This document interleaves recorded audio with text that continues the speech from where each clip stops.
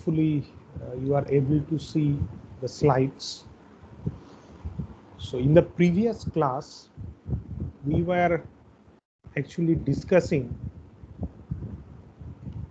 about we started the forecasting, this particular module or chapter, and under forecasting, this is a very small chapter or module, and under forecasting we have seen that there are different types of forecasting methods.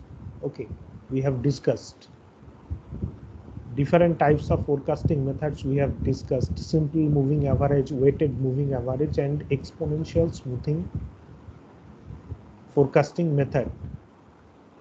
So in case of the weighted moving average, we have seen that the recent or the latest data are given more weightage, and the previous data or the past data are given the less weightage. But the type of weighting procedure, it is not gradual. But in case of exponential smoothing average, you can see that the highest weightage is given to the latest data, and as you move backward to the past data, the weightage gradually decreases. Okay, so we have said that. So now we will explain, we will take a look at some example so that the idea is clear. Suppose here in an example is given, and in this example you can see that there are 5 periods are there, and the actual demand has been given for 4 periods.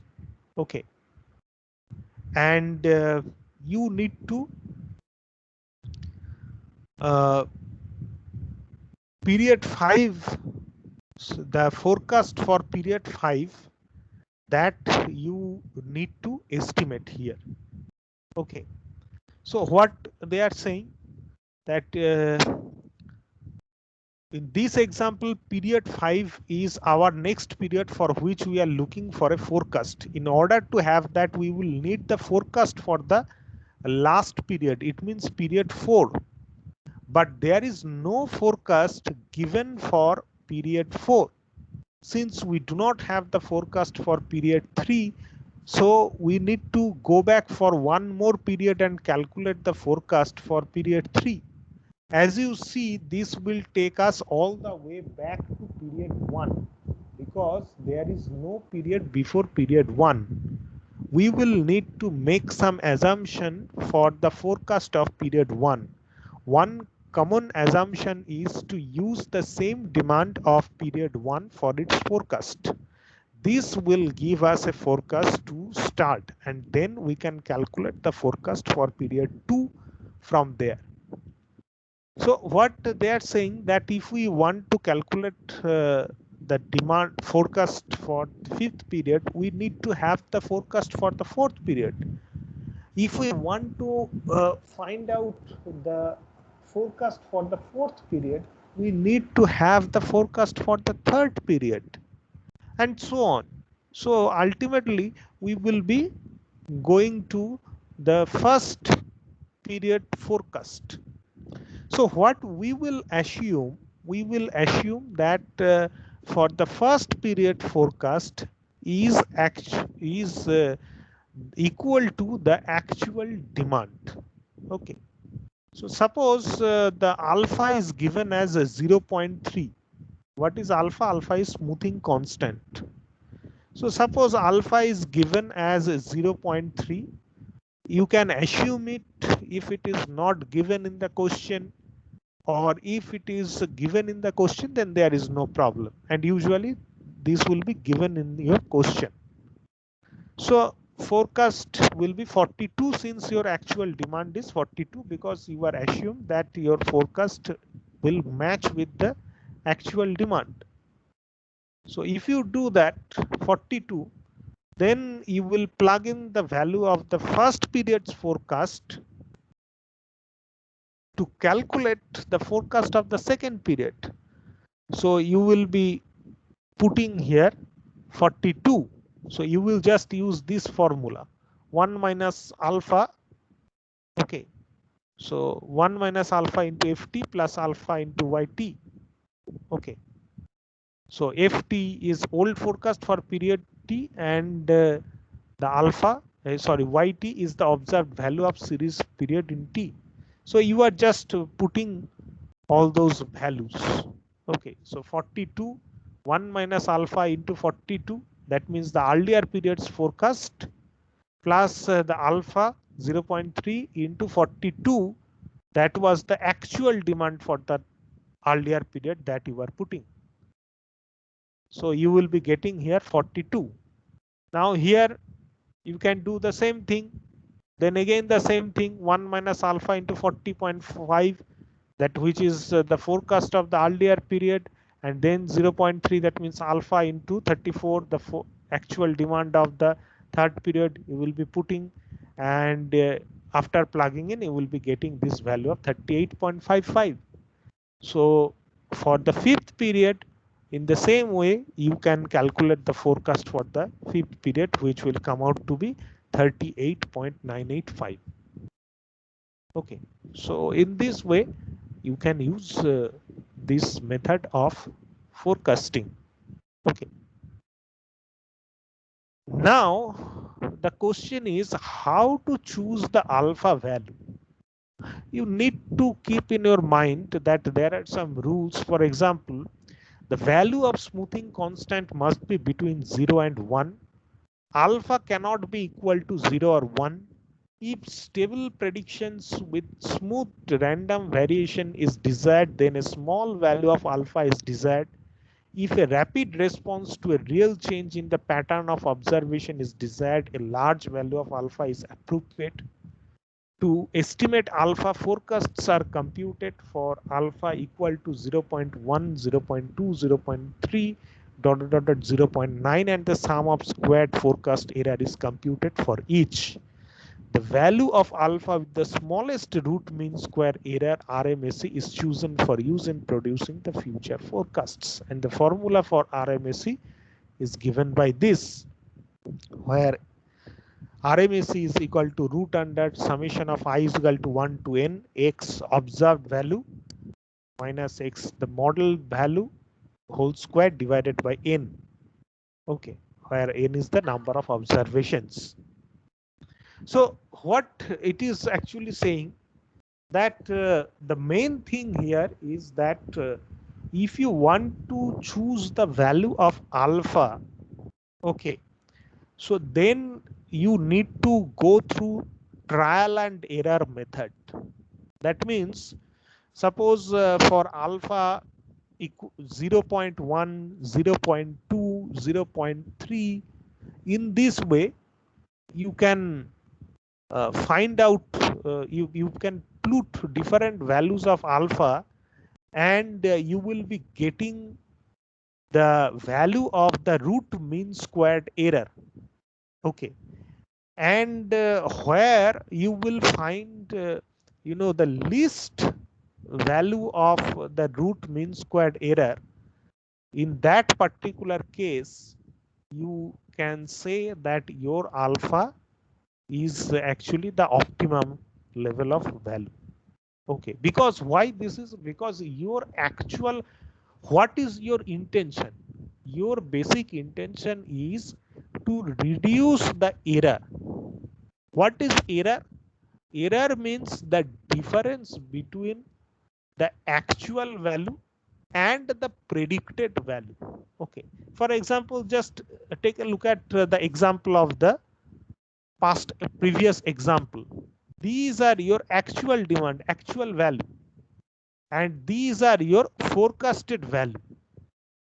Okay, so if you plot a graph of actual demand versus your forecasted demand, you can obviously, or even without plotting the graph, you can calculate the difference between your actual demand and the forecasted demand. Okay, So the difference is actually known as error. Now have a look at this particular terminology. Everything is given in this particular. If you very meticulously, if you notice the terminology, then the terminology itself declares that what you should do. You know already the difference is known as error. So this is actually the difference observed value divided by minus the model value. Okay, this is your observed value, this is your model or forecasted value. So if you are making it square, okay, then you are dividing it by n, that means the number of observations. So you will be getting the mean value. That's why it is known as squared error, mean squared error, because you are this is when you are doing the square, that means it is known as squared error. Then you are doing divided it by n, that means it is mean squared error. Then you are doing the square root, so it is known as the root mean squared error. Okay, so root mean squared error, it actually reflects uh, it is an estimate that will provide you the overall deviation from the predicted value or the forecasted value, the deviation of the actual value from the forecasted value. Okay, this is such an estimate. So where you will get this estimate is least, that particular alpha you will be choosing. Okay. So the same thing, the forecast accuracy measures, uh, uh, different forecast accuracy measures like mean absolute deviation, mean squared error, mean absolute percentage error. So these things are actually there. So just using some ordinary formula, you can go check out in the internet what is the formula for mean absolute deviation, mean squared error, mean absolute percentage error. They have calculated all those things, and they have calculated these values to measure the accuracy of the model. Okay. So that you can also do. So this is all about forecasting that you should know. There are other types of forecasting techniques, for example, and different integrated methods are there. For example, the ARIMA method is there, auto regressive integrated moving average, or many other methods are there. But I'm not discussing those methods in details. You just need to know the basic things. So that's why I am just giving you the idea of the basic things actually. So these are the things that you should know. Okay. So now what you should do, uh, I'm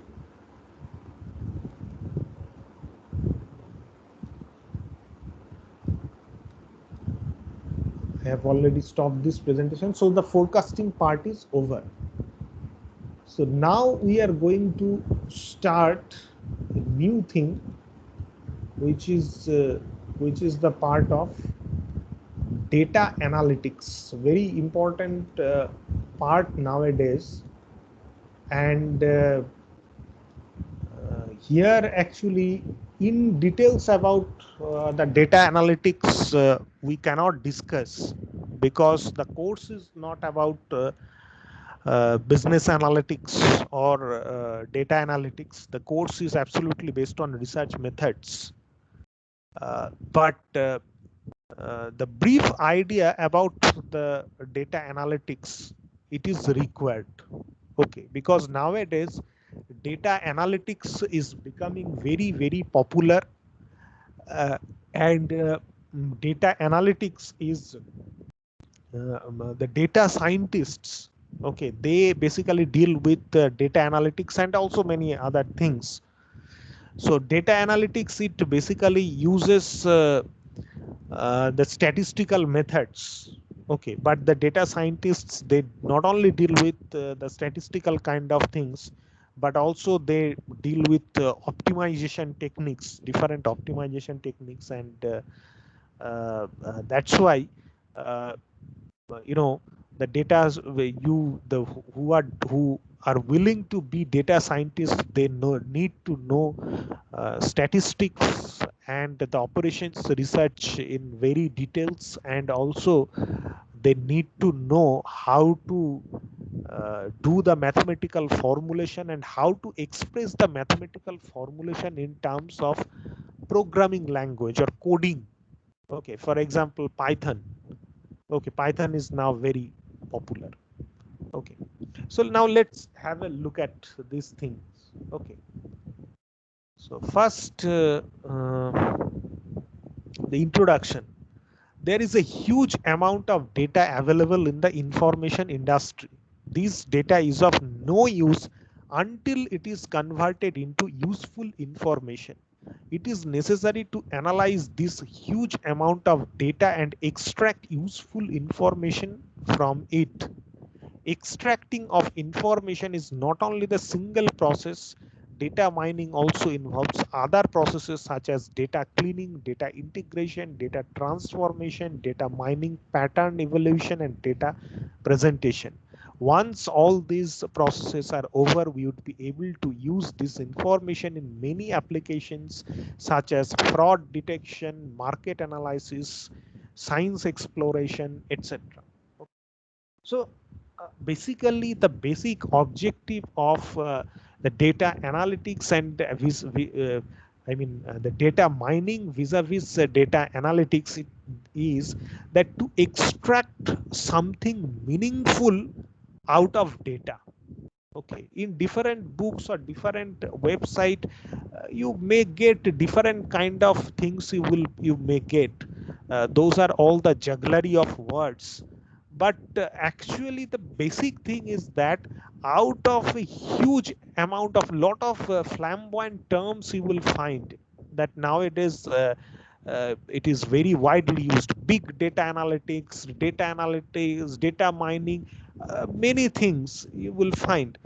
But the actual thing is that among a huge amount of data, even if you have sufficient data, unless you can unless you can get something meaningful out of it, there is no meaning of having data. So to extract data, to arrange, you need to arrange the data properly, and you need to extract something meaningful out of it. You need to know the insights of the of your data. Okay, so you need to extract something meaningful of it, and that's why I have already previously discussed the forecasting part, because in the data analytics, forecasting techniques are also very much used. Okay, to know, suppose for doing the market analysis, okay, what is the kind of recent trend in the market that you can get if you do some kind of data analytics techniques. Okay, what is the current trend, whether the consumers are increasing or decreasing, which product is more demanding, which product is less demanding. So all these things you can get the meaningful information you can have from your data. Okay, so what is data mining? Extracting of interesting patterns or knowledge from huge amount of data. Knowledge discovery from data. One of the step from KDD process, knowledge data discovery from data, or KDD. Why data mining? The explosive growth of data from terabytes to petabytes. We are drowning in data, but striving for knowledge. Fraud detection and detection of unusual patterns.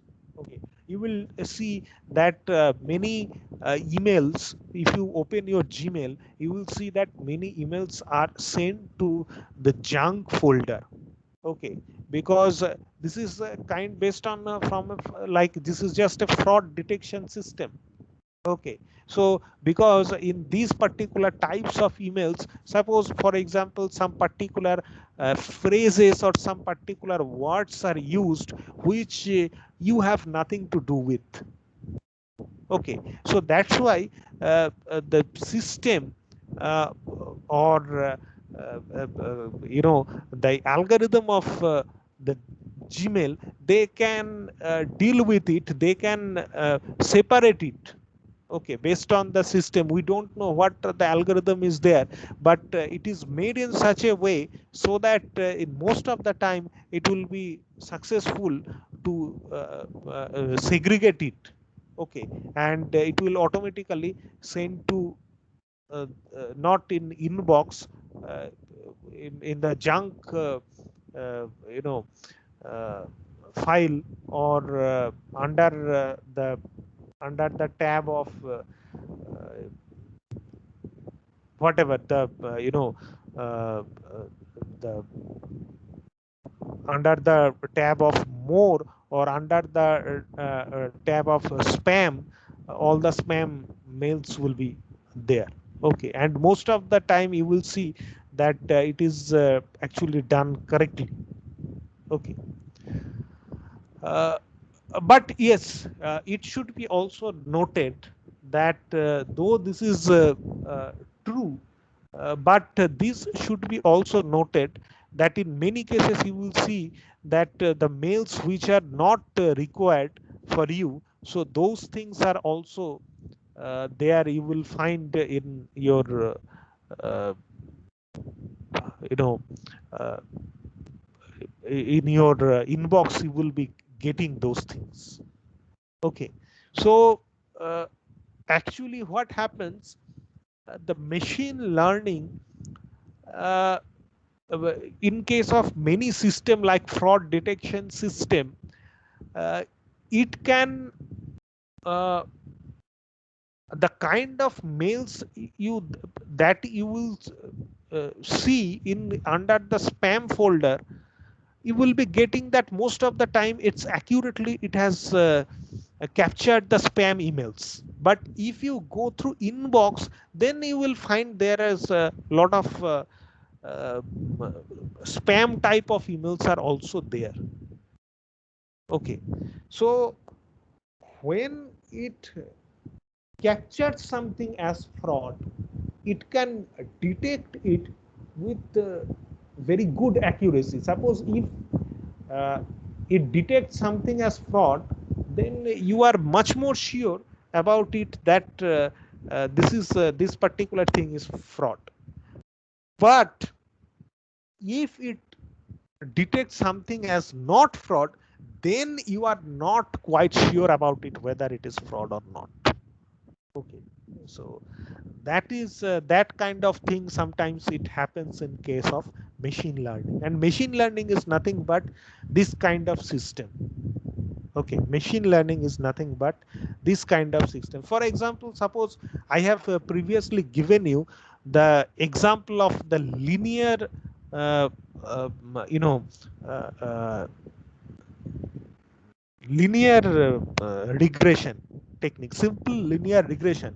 So that linear regression, that is also a kind of machine learning. Okay, because in case of regression, you can uh, you can compare your results. Okay, you can compare you can compare your the predicted value with the actual value, and also based on the regression line or regression equation, you can predict also the data. Okay, so that is also kind of machine learning technique. Okay, because based on the regression equation, you can predict your data, though it is based on not based on the population, it is based on the sample, but still you can do it. Okay, so what is KDD process? I have previously told you the knowledge discovery from data. So now more insights about KDD process: data cleaning, data integration, data selection, data transformation. Data cleaning means to remove noise and inconsistent data. Data integration means where multiple data sources may be combined. Data selection means related data. Data transformation means unified data. Data mining, extract patterns, pattern evaluation to identify the truly interesting patterns representing knowledge. Knowledge presentation means present the mind knowledge to the user. Okay. So these things are actually very important, and also nowadays you will see that the real time data analytics is also becoming very popular. That means you will see that suppose in a stock market, okay, so every time, each and every second, you will see the data, it is changing. Okay, so for these sort of things, you require some real-time data analytics technique. Okay, so that means each and every moment you will get uh, some fluctuating that the kind of information that you will get out of your data, that will actually fluctuate. Okay, so real-time data analytics is also very much required to make sure of the immediate attention. Okay, so immediate, so suppose you want to invest money, you want to buy a particular stock, so whether you will go for it or not, you can take immediate decision based on the real-time data. Okay, so those things, the KDD process, it is given. So data mining techniques like different classification, clustering, regression, and association rules. What is classification? Classification is the process of predicting the class of a new item. Therefore, to classify the new item and identify to which class it belongs. Okay, this is actually a very interesting thing. Okay, the classification technique. Hmm. So suppose you will see, and it is not only necessary that data means you will have something, the raw data will be something called the numerical type of thing, but also it can be some geometrical data. Okay, so that kind of thing is also there, because you might convert the data to some particular thing, but that is also possible. This kind of classification is also possible. You can suppose, for example, suppose in CAP, or computer aided process planning, CAPP. Okay, there is two types of CAP. One is the retrieval type of CAP and generative type of CAP. So retrieval type of CAP is also like the same thing. Out of a lot of data, a lot of different patterns, okay, you can the clustering, the classification is possible. Okay, and also based on the classification, you can also do the clustering, group data into clusters. Similar data in grouped in the same cluster, dissimilar data is grouped in the same cluster. That means for the same kind of data, you can form a particular type of cluster, and for another kind of data, you can form some another cluster. Okay, so these kinds of things, suppose some particular type of and that can happen in case of manufacturing too. Okay, so it's just like that. Suppose there will be some particular parts where you require turning operation, there can be some type of parts where you require milling operation, some particular types of parts where is you require drilling operation. So just like that, you are forming different types of clusters. Now regression, in case of regression, there is nothing to tell about it. I have already said a lot of things regarding regression. Now association rule, and association algorithm creates rules that describes how often events have occurred together. Example, when a customer buys a computer, then 90% of the time they will buy software. Okay, so this is also a kind of which is initiative that is or strategy that is related to marketing. Okay, you will see that some combo offers are given. If you want to purchase some movie tickets, they will ask you that this combo is there with some cold drink and some burger or pizza. The combo offer is there. So it is how the basis is that the base of that is that in most of the times it is seen that if some particular they order some food items, they also order some cold drink. Okay, some beverage or some these kinds of things. So that's why or some suppose when you will be going to the restaurant, you are very often with the main course you want some dessert items. So based on that, these kinds of association rules, this kind of data is also collected, and based on that, the higher authority they make or they formulate the strategy. Okay, this kind of combo offers they make. So data mining query language, DMQL. So DMQL is a SQL based language. First, it is developed for data mining process, but it can be also used for describing data warehouses elements. So some syntaxes are provided. So data mining query language, a DMQL can provide the ability to support interactive data mining, adopts SQL-like syntax, hence can be easily integrated with the relational query languages. Okay. So uh, so this is one kind of language, but nowadays the most important language, it is actually Python. Because what are some advantages of Python? The advantages of Python is that the first thing is Python doesn't require any prerequisite. That means any earlier programming, if you have already known the C, C++ or Java, then it's very good. But even if you don't know C, C++ or Java, you can uh, start from scratch. You can start it from right from very beginning. Okay, so that is the advantage of learning the Python. Okay, so Python, even the children or I mean the school going kids, not kids, school going students, they can also learn Python. Okay, so that is a very good thing.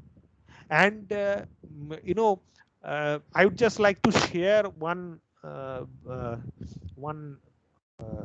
one thing that you should know, that recently in VIT Business School, one project fellow, his name is Indranil Shah.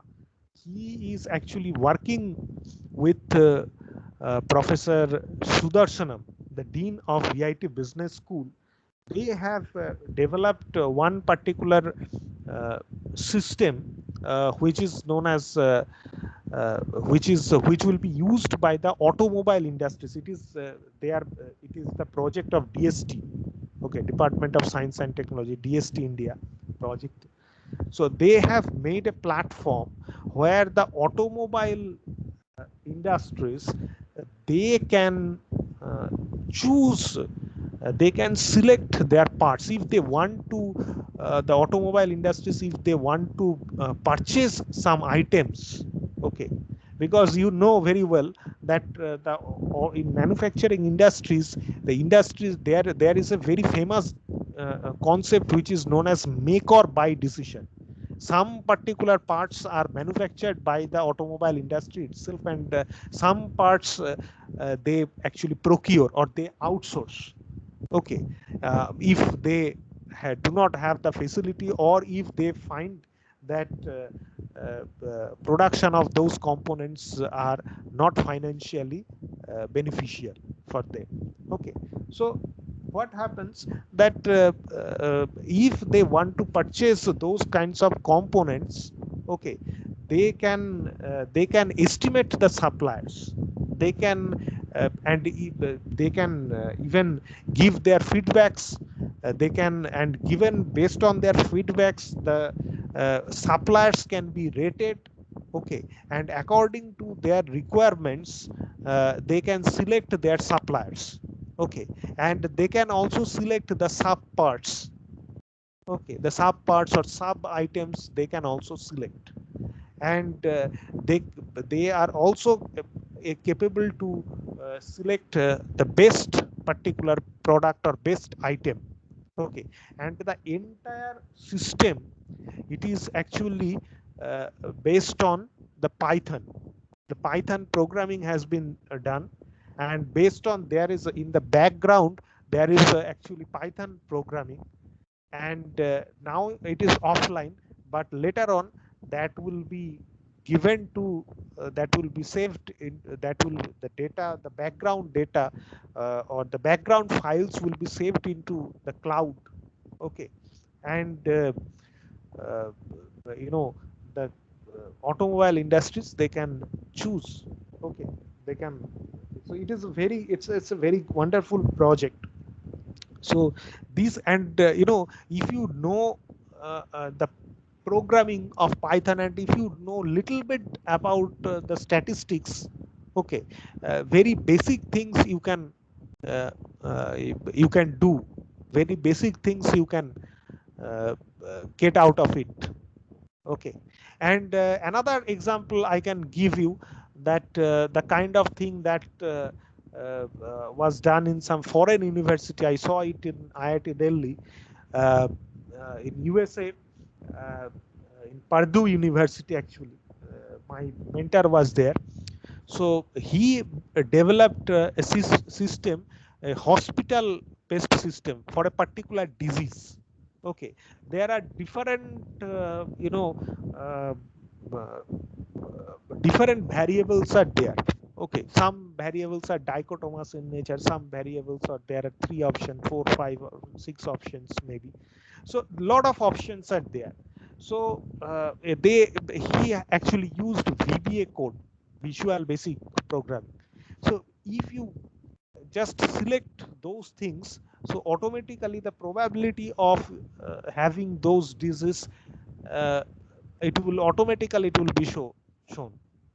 Okay, so these kinds of these are very small things, very very fun actually. If you make if you can make such kinds of software, it's very funny. Okay, but uh, you know uh, gradually you will progress, and obviously you will improve. Okay, so this is that was based on the conditional probability, the kind of thing that he done in Purdue. Okay, so a lot of these kinds of things are actually uh, very interesting things. But the most important thing in higher order, in higher level, is actually the algorithm, the mathematical formulation that you are proposing, and based on that, the kind of calculation you are having. See, suppose for example, suppose analytic hierarchy process, you have done, suppose some analytic, you have done some analytic hierarchy process in your coding. Okay, and based on that you can it is automatically, it can be shown, the rating or the ranking can be done. Okay, now analytic hierarchy process is a very common method. Okay, so, and very old as well. So you need to develop, or you need to do something which is very which is better than analytic hierarchy process, or which is better than the earlier method. So those kinds of things you need to develop. Okay, and based on those kinds of algorithm, the result you will get, you can take decision about it. So in that way you need to proceed, and if you can do that, your product or your software will be actually very very it is expected that it will be uh, uh, very demanding in the market, if you can do the marketing properly. So now we will discuss about the data mining versus data warehousing. Okay, so let's take a look at what it is. So data mining Process of discovering patterns in large data sets involving methods at the intersection of machine learning, statistics, and database systems. Okay. So data warehousing process of extracting, transforming, and loading data from multiple data sources to a central location called a data warehouse. Data mining data is analyzed regularly. In data warehousing, data is stored periodically. Data mining analyzes a sample of data. Data warehousing stores a huge amount of data. Data mining discovers patterns in the data for better decision making, and data warehousing provides a mechanism to store a huge amount of data. So you can understand the basic difference between data mining and data warehousing. Whereas data mining deals with basically the storing of huge amount of data, whereas data mining deals with making I mean discovering the pattern of the data and get out something get something meaningful out of it. Okay. So applications of data mining. So you can see the applications of data mining. So market basket analysis is a modeling technique based upon a theory that if you buy a certain group of items, you are more likely to buy another group of items, just like it is the association rule that I already told. This information may help the retailer to know the buyer's need, and the retailer can enhance the store's layout. So this is one of applications of market-based and basket analysis of data mining. Then bioinformatics. Mining biological data helps to extract useful knowledge from massive data set gathered in biology and in other related life sciences areas. Okay. Applications of data mining to bioinformatics include gene finding, protein function inference, disease diagnosis, disease treatment. So in bioinformatics domains, the application of data mining is there. Now see the education. Data mining can be used by an institution to take accurate decisions and also to predict the results of the student. Then learning pattern of the students can be captured and used to develop techniques to teach them. So in education industries, there is application of data mining. Then it is very important customer relationships management, or CRM. To maintain a proper relationship with a customer, a business need to collect data and analyze the information. With data mining technologies, the collected data can be used for analysis. So in customer relationships management, this is very useful because to identify the behavior of the customer or consumers, the uh, uh, it is actually noticed, the data mining is used. Okay. So now in the next class we will actually deal with these things. uh, the, this we will discuss that what is the big data analytics, then what makes it big data, real-time systems. I have already told little bit about the real-time monitoring system. This is also very useful in supply chain management. Real-time analytics of big data, challenges of real-time analytics, and obviously blockchain technology, which is very useful. Okay, and also we will tell you the social applications of the blockchain technology, and also we will discuss about GIS, or Geographic Information System. Now I'm going to stop the recording.